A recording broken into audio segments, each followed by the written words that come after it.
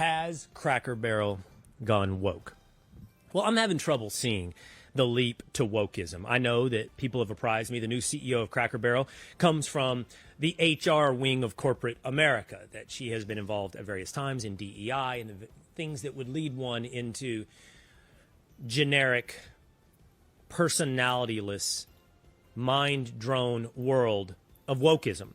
But I'm not sure that's what I see when I look at this Cracker Barrel logo. When I look at the redesign of Cracker Barrel, I'm not sure that what I see is woke, but what I see is refinement culture. And that's something we've talked about here on Will Cain Country.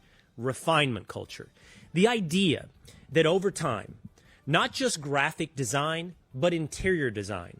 Not just interior design, but vehicles.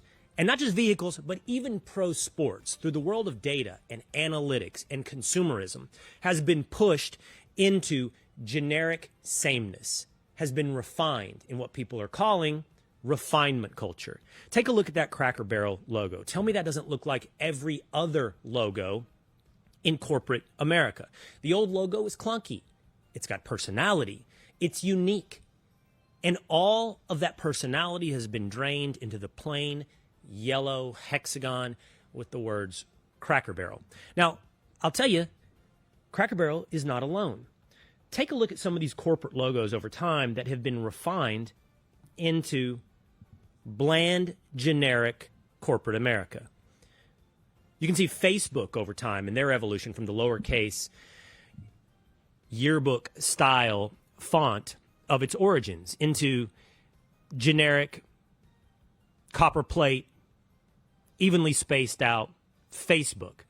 And it's happened to everybody. Microsoft, no longer slanted and leaning forward, but straight up and down. And I believe Times New Roman.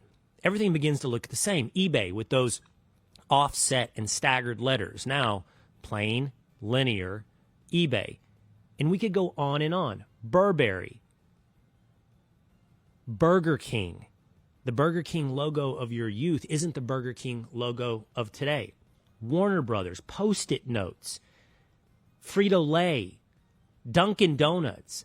Every one of these logos, Volkswagen and Toyota, have lost any sense of uniqueness, any quirkiness, anything that could turn off the consumer into something that is lowest common denominator, into mass appeal. But it's not just logos. It is, as I mentioned, interior and exterior design. Look at the evolution of McDonald's over time.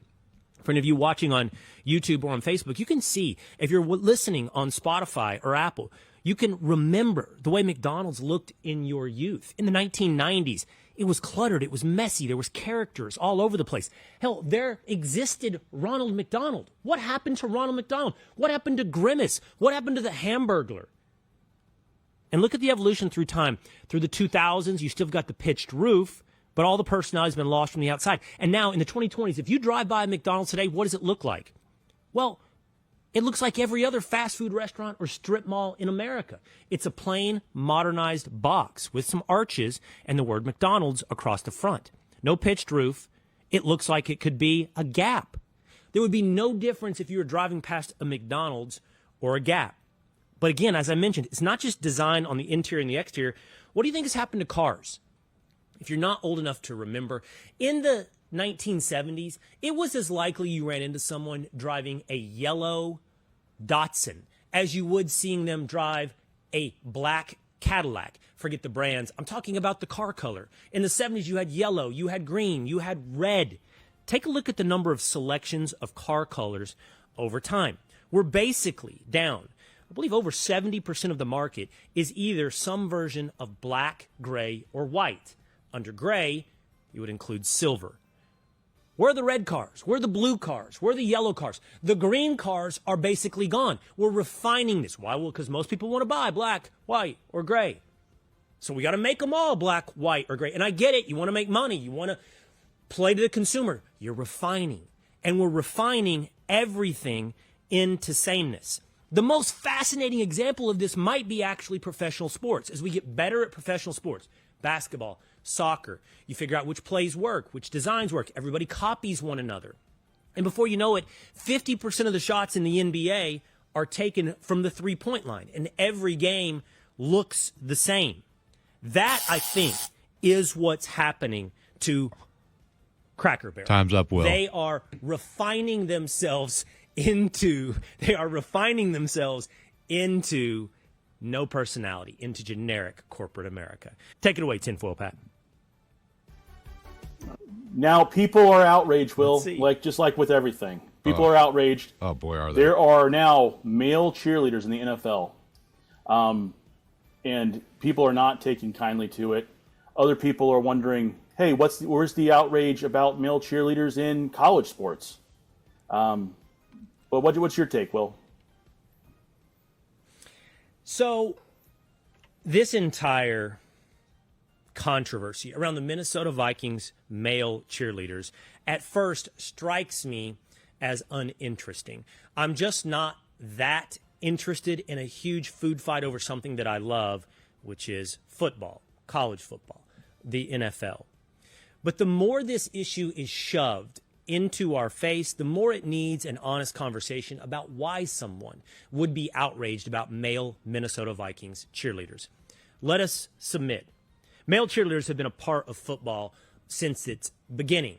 You've had male cheerleaders at schools like the University of Wisconsin, as you can see on your screen if you're watching on YouTube or Facebook.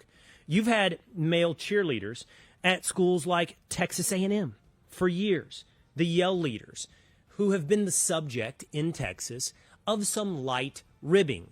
But take a look at the images on your screen. If you're listening on Spotify or Apple, you can imagine the Yell Leader at Texas A&M. He's pretty jacked. He's built. He's got a male costume on. He's giving the gigging Aggies thumbs up. Yeah, they do some pretty funny things. They whoop, they holler, they hype up the crowd at Texas A&M. But the truth is, these are men doing something that we as a society is more well-suited in the hands of women, but yet still doing manly acts within the profession of cheerleading. What's happening in Minnesota is totally different, and it's happening across the NFL. We're not looking at male cheerleaders as has existed throughout history. What we're looking at is males pretending and pantomiming and almost literally wearing the costume of female cheerleaders. What we're watching is men be women. We're not watching men be male cheerleaders. We're watching men be female cheerleaders. From the pom-poms to the dances, from the twerking to the skimpy outfits, you are watching masculinity retired in favor of femininity. And you're watching it retired by men. And I don't know where the consumer demand is this. Where is anybody asking for a male cheerleader acting like a female cheerleader? Stands to reason that a female cheerleader would be better than a male cheerleader at being a female cheerleader. With no demand for this, why is it being pushed? Why is it being celebrated? Why is it being championed?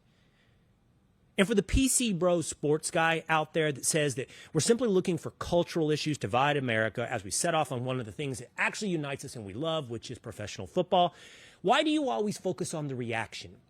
It's as though the cultural standard is you can do something outlandish. You can change the culture at its fundamental level. You can destroy the concept of masculinity. And if anybody notices, they're the bad guy dividing America. If we don't let you march into cultural decline, if we dare speak up and say a word, we're the bad guy for pointing out who wants to see a dude acting like a woman on the sidelines of the NFL. That's my take on the Minnesota Vikings male cheerleader.